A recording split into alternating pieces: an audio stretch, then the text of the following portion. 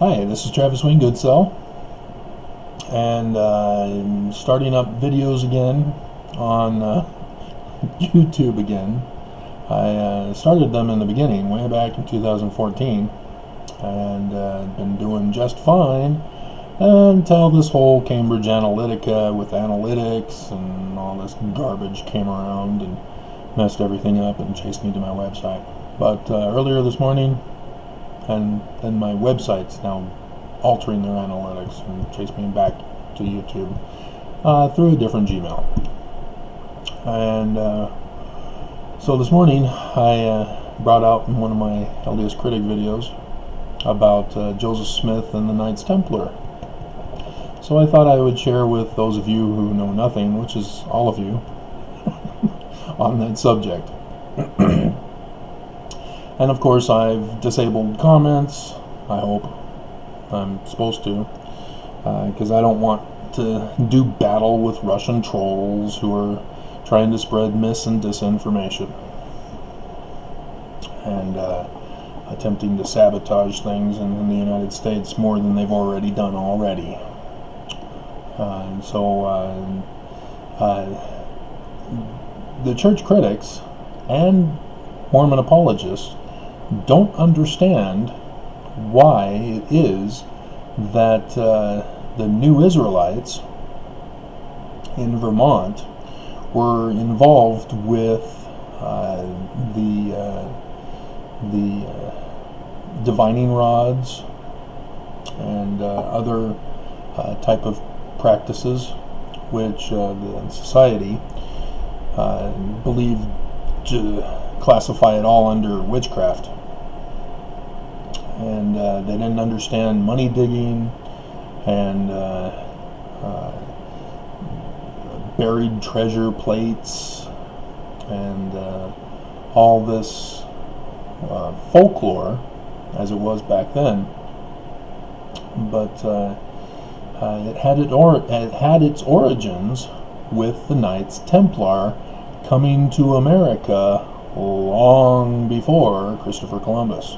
In fact, it's even understood that the Knights Templar were the ones who informed Christopher Columbus of America for him to then appeal to the king and then the queen and to finally get funding for the mission. But yeah, the Knights Templar go all the way back to the Kensington stela, which is a property marker. The Mandan Indian tribe, which was in that region when the Knights Templar arrived, sold land, or made a property deal with the Knights Templar to grant, it's awful loud, the land east of where the Mandans were in the Carolina or Dakotas, and so if you're not familiar with the Knights Templar, they were all about the New Jerusalem. And the reason why Friday the 13th is so important is because the Catholic Church had had enough of the Knights Templar and were upset that they were all about Egyptian records and Egyptian stories and all that. And so the Knights Templar were sought out and disbanded and executed with whomever they could catch on Friday the 13th. And and then you have the Knights Templar working with I think it was the prince of the one island location, or prince of one of the islands there just off of Sweden, and came to that Canadian province. I don't think it was Nova Scotia. Can't remember. But they dug a well, a deep, deep well. And at different levels, going down the well, there was one way down deep. And there was a little message there for anybody who would get down to that location saying the treasure is beyond this point. And they pursued to go beyond that point, and it was booby-trapped, and it flooded. And thus came the folklore in the Americas of buried treasure and writings and Egyptian and all that stuff. What most people don't understand, because everybody focuses on the Scottish rites, Freemasonry, and the 33 degrees, 32 technically, 33 is an honorary one. But the Smith Senior and Hiram Smith were Freemasons. Joseph Smith Senior was a Master Mason. So, was he Scottish Rites?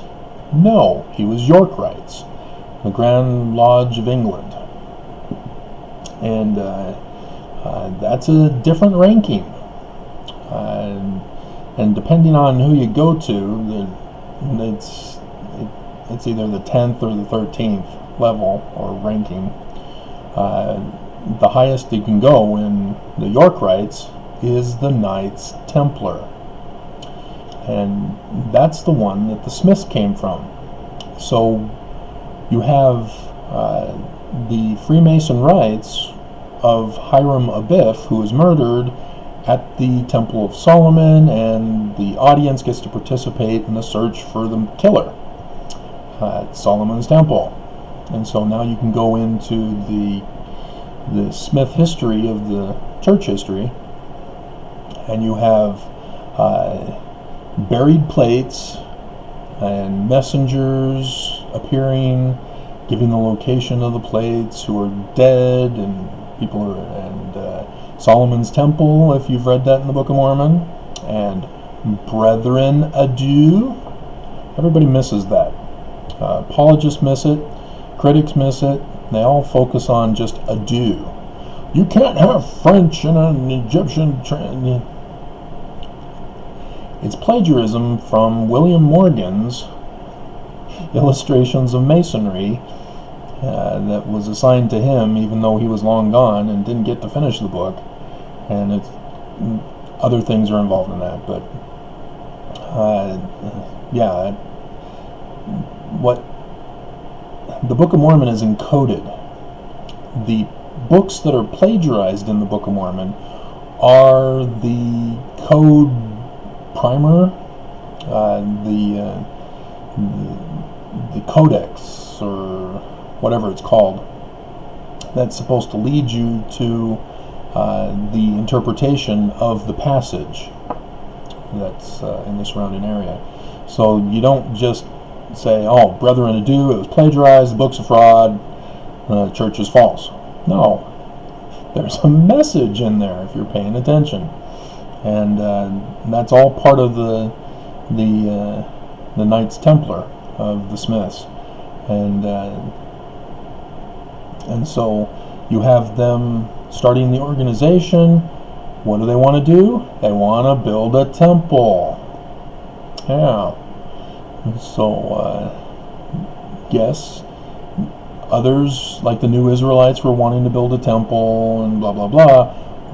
But there's also astronomical features. It's wrongly called astrology, unless you understand that there are different forms of astrology. And so,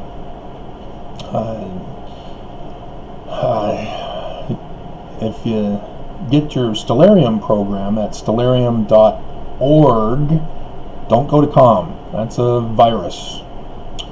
Stellarium.org. And you have to have an updated computer. Can't have an old one that's ready to crash on you. But go to September 27th, 1827, when they got the plates. And you'll see in the skies, in the constellation of Virgo, what I'm referring to, if you refer to Revelation chapter 12. They were a little off, but that's what they were thinking of. Because the Knights Templar were all about establishing the king of the restored kingdom of David in America as the New Jerusalem. That was their intention. And so the Smiths were wanting to fulfill that part, and as well as protect from the threat to destroy America at that time. And they failed. Joseph was murdered, and now America is about to be destroyed. Isn't that great? So thanks a lot, Mormons, for being faithful to the Book of Mormon, so that you can be aware of the threat to America and protect America. But yeah, you failed. Good job. So now we have a king on the throne. And gee, Book of Mormon was right about not being able to get rid of a king once he's on the throne. Go figure. Yeah. In the Book of Mormon, he calls himself Jacob too. That's coding. So that gives you a little bit of a background that obviously needs more explanation than I'm giving here in this video.